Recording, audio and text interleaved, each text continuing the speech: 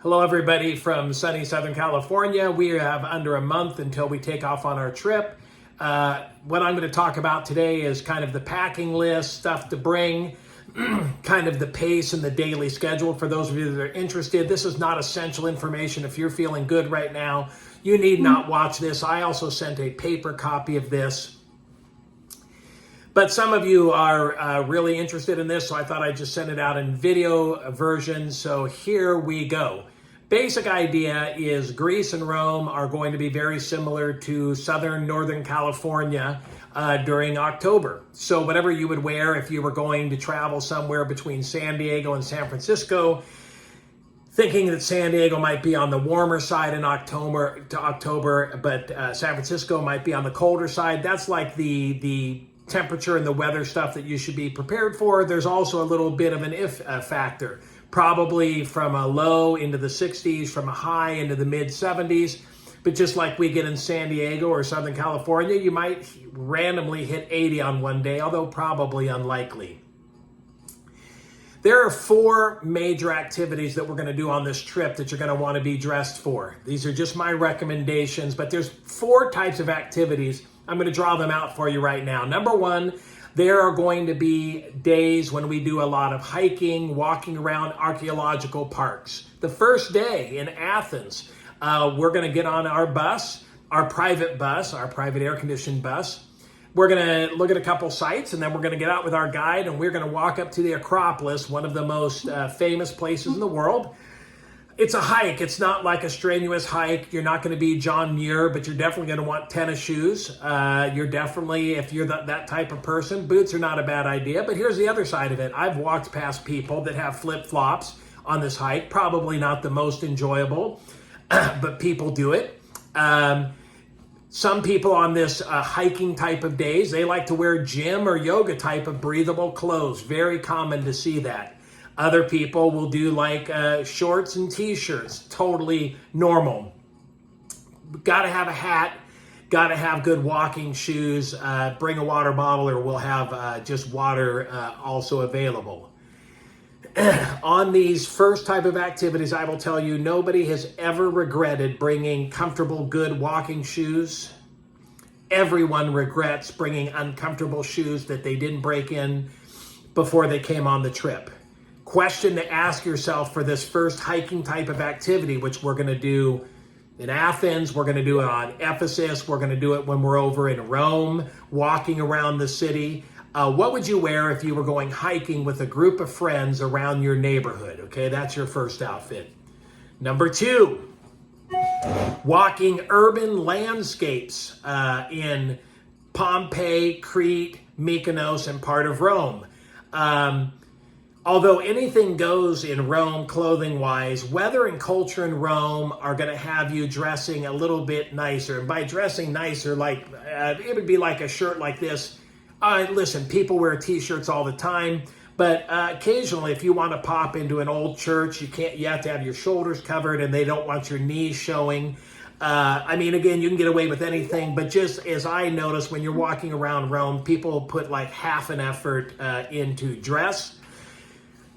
Rome, Pompeii, Crete, Mykonos have cobblestone streets. So think of yourself walking around in an urban area, which once again will punish you if you have bad footwear. The question to ask yourself on the second type of activities is, if you were spending a day walking around Manhattan, Chicago, or Los Angeles, what would you wear? That's what you want to think about on our urban type of walking. Number 1, part of our tour is going to be dusty archaeological parks, out in the hot sun, stepping along paths, going in an upward direction. Part 2 is walking around urban landscapes. If you were going to museums in New York, if you were going to museums in Chicago. The third topic is evening dinner and going into town type of clothes. When we're in Santorini, when we're in Athens, we're going to be out during the day. We're going to be out in the hot sun, mild sun, doing our stuff. You're going to sometimes come home in the evening, want to take a shower, wear a nicer outfit for dinner, maybe on the ship to have a sit down. This would be what you might call resort wear. This might be what you would wear if you were going out to dinner with friends on a Friday night kind of stuff. Nothing fancy. But when we are in Rome, when we are in Nafplion, which is in Greece, they have a beautiful little town center where you sit in a cafe, have a cocktail, and enjoy the evening. So there'll be like maybe one or two outfits where you're going to want those evening going into town outfits. Here's a hack on that. When you're in Santorini or Mykonos, that are two of the most photographed islands in the world, you and your spouse or you and your friend or yourself, you're going to want one of those iconic pictures on Santorini Island or in Mykonos Island with the windmills behind you. So definitely plan on like that, at least one outfit that is like that classic picture. It might be, the outfit might be white, blue, or red that really look good on those islands. Guy, I sound like an Instagram influencer, and I'm not. But think about that third radiant level, okay? We have our I'm running around hiking, walking up paths, going to dusty archaeological parks outfits. I've got the I'm walking around Rome, I'm walking around Pompeii, I'm going to Crete kind of outfits, more urban. I've got the I'm going to go out to dinner with my friends, I'm going to go out with my spouse and have some wine in the evening. And then fourth, and the question you ask yourself about that is, if you're going out to dinner on Friday night with a group of friends for cocktail hour somewhere, what would you wear? And then the fourth thing is your swimming, snorkeling clothes. When we go to the Sunken City, you're going to really want to have either sandals or flip-flops or even an old pair of sneakers.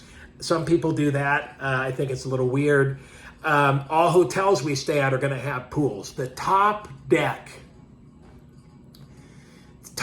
of the cruise ship we're on has pools. It has deck chairs. You're going to want to drink a Mai Tai and just have a bathing suit with some sort of a top on and be comfortable. And so think about like your swimwear as a fourth idea. Here's the big idea about all this stuff. Picture it. Don't make it mystified because it's in a foreign country. Think about what you would wear if you're going hiking with your friends. Wear those kind of clothes. Think about what you would wear if you're going to visit somebody in Chicago or Los Angeles, to go to downtown Los Angeles for a day. That's your second type of outfits. Think about what you would wear if you're going to go in the evening with friends to have cocktails, or maybe you're at a resort somewhere and you're going to have dinner. And then the fourth thing is, what would you wear over to a friend's swim party or pool party? That's pretty much all I have on this topic. I don't know if this has helped you, but hopefully it has. As always, I'm happy to answer your text. Have a great evening.